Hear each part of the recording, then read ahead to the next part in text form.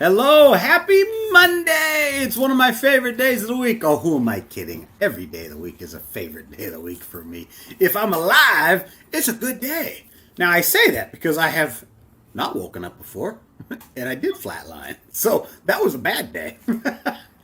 How's everybody doing? TCI family, hello. Miss you. Love you all. It's been a busy few months. And as we finish this year out, I want to thank everybody who's been involved with TCI. This is a 25-year-old ministry. And as the founder, I've seen a lot of ups and I've seen a lot of downs.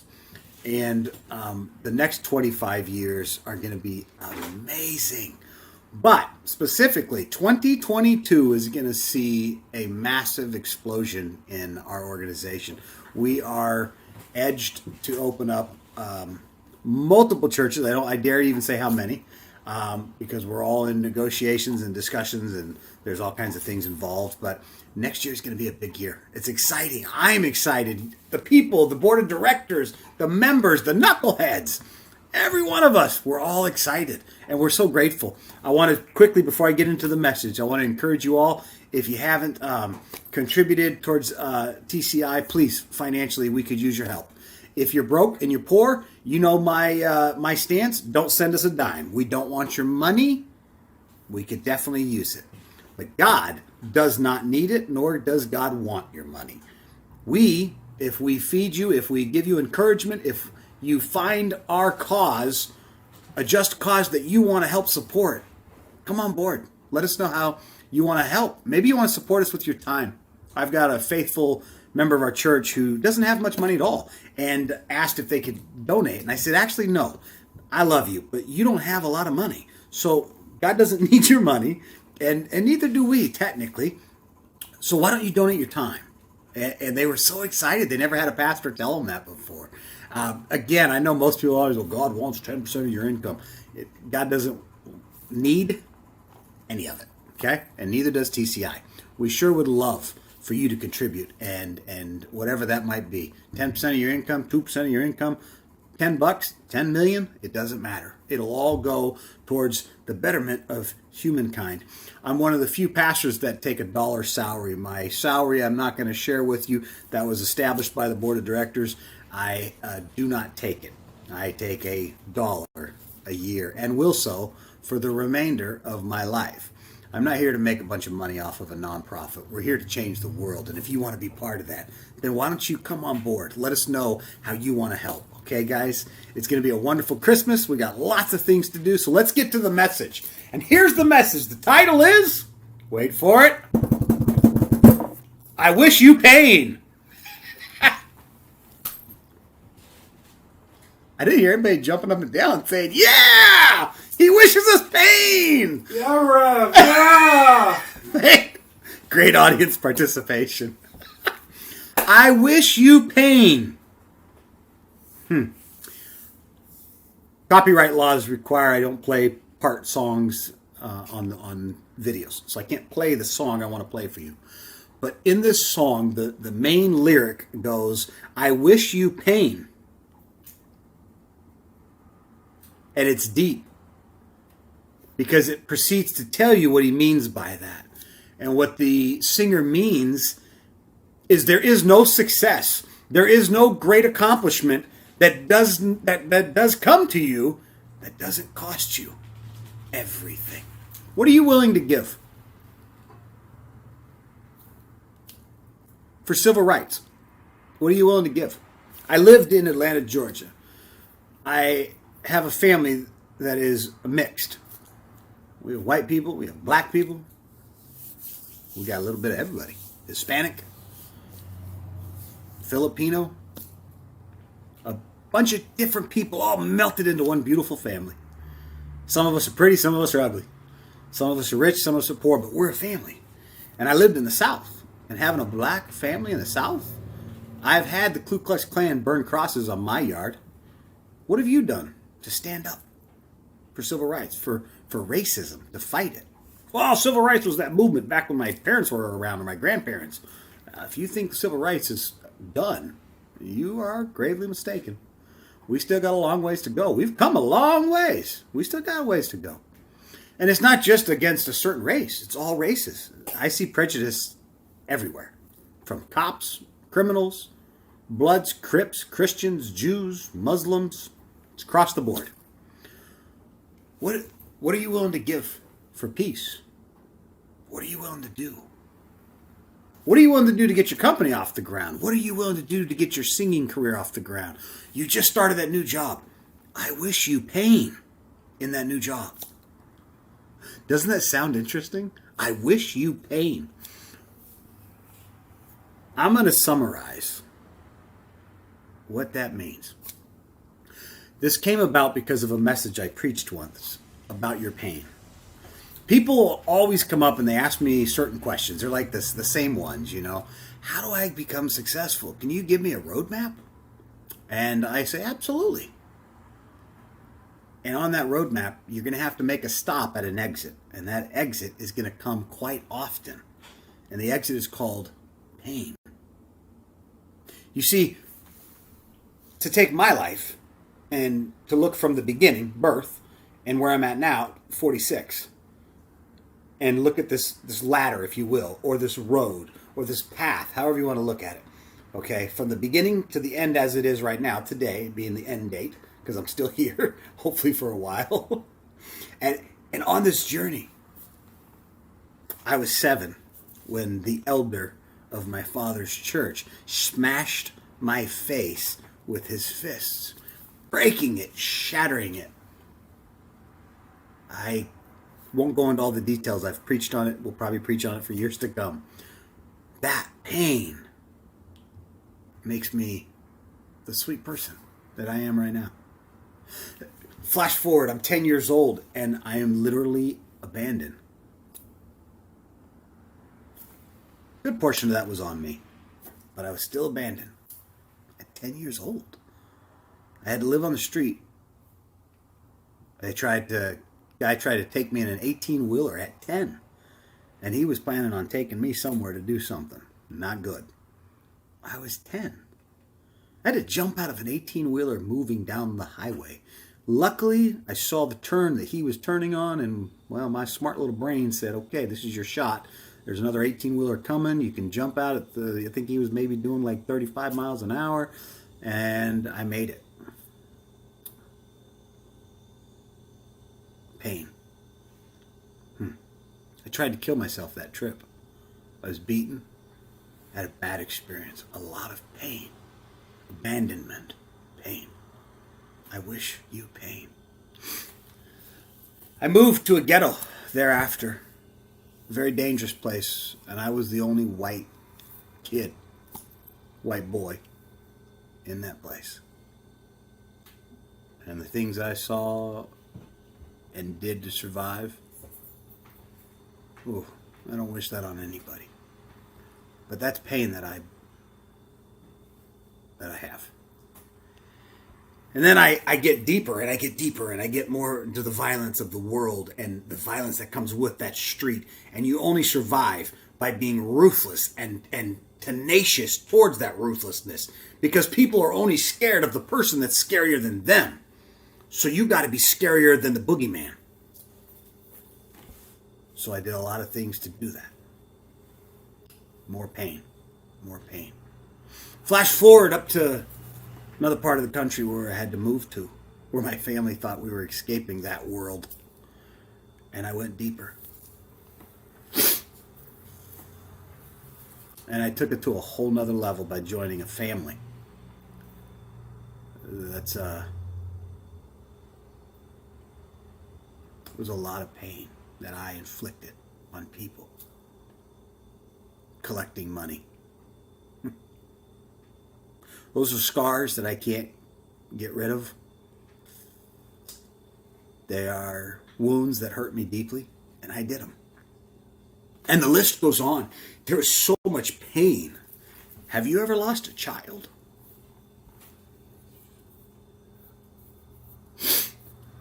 Pain. You ever gone through a divorce that cost you everything? Pain. I've had the pleasure of walking into the White House. I've had the pleasure of having a father who worked for to the president. He was a very successful man, very powerful man. I've had the pleasure of having 3 fathers: a birth father, an adopted dad, and a spiritual father. All men played a very integral part of my life, of making me who I am. I have gone through all the health problems, the heart attacks, the tumors, the cancer, the strokes. The list goes on. Pain. I have been to prison for crimes I committed, and I have gone free for crimes that I should have been to prison for. I've been to prison for crimes I didn't commit. And when people say, how could you smile through that? And I laugh and I say, because I should have been in here for a couple life sentences and I didn't. So I'm okay with that. Pain. I have seen betrayal at its worst from family. I have had to start my life over with $25 to my name. Pain. Had the fancy cars, the Ferraris, the accolades, hang out with some of my old friends, Tony Robbins and many other people that I've met over the years and worked with. Lost it all. Pain. But I wish you that. That's what I wish you. And I know you're like, are you nuts? Are you listening to you? You're wishing this on me? Absolutely.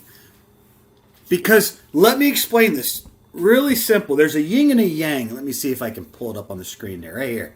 Okay? There's an opposite. It's the same thing. It's good and bad. There is a good, an evil, a bad. There is sowing and reaping. There is a yin and a yang. For every action, there is a reaction. And I am here to tell you that I have never met, and again, I'm sure there might be 1 or 2 out there in the world. I've just never met them. I studied over 100 millionaires when I was younger, trying to figure out the secrets to being a millionaire. I paid a fee to each one of them to sit with them and have lunch. Those men and women gave me the foundation for my success. And here's something that's interesting. They all went through pain. Now, that was something I picked up on that most people not... I've asked many of my friends that even attended some of these meetings, what did you get from that meeting? And they all said the same thing. That guy's rich, man. He's really smart up here. No, what about the pain? You see, I'm big into exercise. I lost 280 pounds. Okay? You guys know my street name, right? The Irish Beast, pointed right there. Well, let me tell you something about muscles, and I know mines are almost ashamed to even look at. They used to be something. They're just an old droopy man now. But this muscle right here, this is called your bicep. Now let me tell you something about that bicep. Every single day that's happening, either this bicep each day gets stronger or worse. It never stays the same. It looks like the same size as it was yesterday, and if I took a measuring tape and wrapped it around it, it would still say almost the exact same size to the T. But on a molecular structure, the science can show you that this muscle got weaker or stronger, depending on how I worked out. Did I work out? Did I work out strong enough? No? Yes? Maybe? We don't stay the same. And you don't get stronger. See, there's no flexing of the muscle. It's weak right now. Well, you say, well, then you flex it and you get stronger. Nah. You get stronger by tearing the muscle. You literally, by you working out this muscle, you're going to stretch it and you're going to rip it. The actual fibers of your muscle, you got to rip the fibers so ever apart so that new material, meaning mass, muscle mass, is then assimilated and becomes stronger and bigger and bigger and bigger. It's the pain that tells me I got the workout. You see, when I take my friends and we go work out, let me tell you something that happens. I love seeing their face when they're like, I think it's awesome because I know tomorrow they're going to hurt. And then tomorrow when I get over there to their house, I'm always poking on wherever they worked out, right? If it's chest day, I poke their chest. Oh, don't do that. It hurts. That tells me you got a great workout. You're going to get stronger right now. You see, I wish you pain means simply this. It means I wish you success. Everyone tells you that. I wish you success. I wish you glory. One of my favorite country singers of all time. He's hanging right behind me. I affectionately call him Bob. That's another story. It's Johnny Cash. Johnny Cash died an old man, a very blessed old man. Toured the world with Billy Graham, one of my favorite. Right? Yeah. But Johnny went through a lot of pain. Divorces, children, deaths, loss of family, arrests, drugs, alcohol. The list goes on and on. Pain. See, you want to be great? You want to be the next Elvis or the next, whatever that band is that you want to be. It's going to cost you everything you got. Are you willing to give it all? Are you willing to take the pain? Because I wish you success means I wish you pain. Because there is no growth without pain. Growth is doing something that we don't like to do, and it hurts a little, but we know it's the right thing to do. I can give you 1,000 examples. But walking is something I do religiously. You all know me. I walk a lot. Every day. Go get that 4 miles in, right? Okay. But it's the right thing to do. It's not the easiest thing to do. I would rather sit on the couch with Bob and watch some TV. But I know if I want the beach body in the summer, that comes in the dead of the winter. So I better get out. But it's raining and it's so cold out. My toesies are frozen. They'll hurt. I wish you pain. Right now, I wish you pain. So that in the summer, we can celebrate your success of accomplishing your weight, your goal, getting healthy. I wish you pain now so that your success tomorrow is here. I wish you pain as you struggle through that brand new company. For your time is coming. You are about to be some force in your industry to be reckoned with. So I wish you pain. You see, it's through that pain that we grow and that we learn and that we mature. And then we take that and we step up on top of it. It's a step. That's what it is. It's a stepping stone to success. That's a spiritual success, a physical success. The model is the same. If you want to be a spiritual person like a Mother Teresa, you can do that. It's the same process. And if you want to go over here and be the next Ted Turner or the next Bill Gates or the next whoever it is, Bezos, I don't care, Warren Buffett, whoever, Jay-Z, well then you got to do that, what they did. Go through pain. Did you ever watch Jay-Z's story? He didn't just become a rapper worth almost $1 billion. Day and night, 365. He's going, running, and gunning. How did Jerry Lucas become one of the all-time greatest NBA players of all time? Top 50 greatest NBA players of all time. How did Jerry Lucas do it? I asked those questions when I was a boy. You know what Jerry said? Man, a lot of pain. What? Do you think I wanted to sit there and throw 1,000 free throws? No. 300 free throws every day. 200 over here. 3-pointers here. Get into the paint, mix it up, get some elbow, get some strength. No. That was painful. But I won the NCAA championship. I went to the NBA and became an NBA champion. And I went on to win a gold medal. Was the pain worth it? His name will be inside of the NBA Hall of Fame for eternity. Did he accomplish his goals? He did. That wasn't his goal, by the way. The man wanted to change the world, and he then did that because he used his fame and his wealth from the pain to help better the earth. Do you want to do that? Then get ready for the pain. You want to go to the gym? Everyone wants, and we're all talking about it right now. Oh, what are you going to do next summer? Oh, I can't wait to get that cute bikini. Or I can't wait to put on those nice board shorts and look good for the girls. That doesn't happen next summer. That happens right now. The pain is now. We pay the price today. We get the benefits later. And that's what happens. I was helping a young man, and he's in his 20s. And it's going to be years till I get paid back what he owes.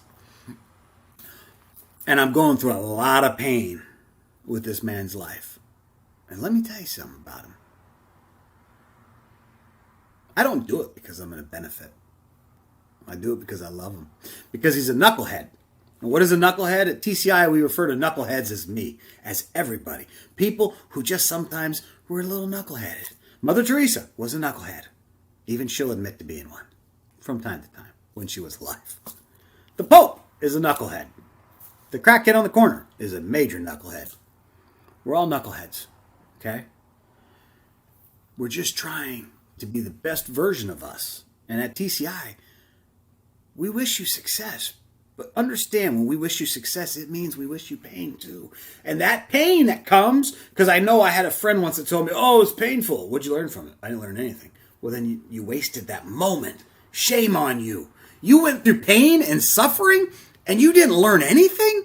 Oh my gosh, that's the worst thing you can do, is to go through a situation, learn nothing from it, because now you got to repeat it until you can learn. And those people, well, you don't want to be that person. They're stuck on that Groundhog Day where you repeat it over and over and over and over. And then they wake up at 70 and they go, I don't get it. I don't understand. I lived in my parents' house my whole life until they died. And then I took it over and my kids had to move in and live with me until I'm pretty much dead. I've never been successful. My life stinks and nothing ever happens. What'd you learn from all the things that happened to you in this world? Nothing. I don't get it. You have to take our pain, our experiences, and we have to process that. And we have to find the good and the bad. We have to learn the mistakes and not make them again. We have to find out what we did right and then continue on that course. And then we repeat this process over and over and over and over again. Okay? Listen, I know that sounds tough, but I wish you pain. I hope and pray as you go through your pain, through your trial right now, that you'll smile. Because I'm smiling with you because I see the outcome down the road. I see you at the end. And I see that future. And that's why I go through what I go through with these people that are struggling, with these people like me. And by these people, I mean all humans. Gay, straight, black, white, Jew, Gentile, I don't care. I love you. TCI loves you. You have a place here. You have people that care about you. You have ministries all over America right now in TCI that are starting to really take off. Churches are starting to slowly come up. People are starting to say, we want to help. How do we launch a church? How do we do this? I tell them, through pain. Through pain. I love you guys. The message is simple. I wish you pain. I wish you all the pain and then some, so that you can process it, take that pain, use it as a stepping stone to lift yourself up and become more successful tomorrow. God loves you guys. So do I. You know the drill. Live positive. But as you live positive, let's go ahead and embrace the pain. And take the pain and learn from it so that we can enjoy the blessing of the success. God loves you, and so does TCI.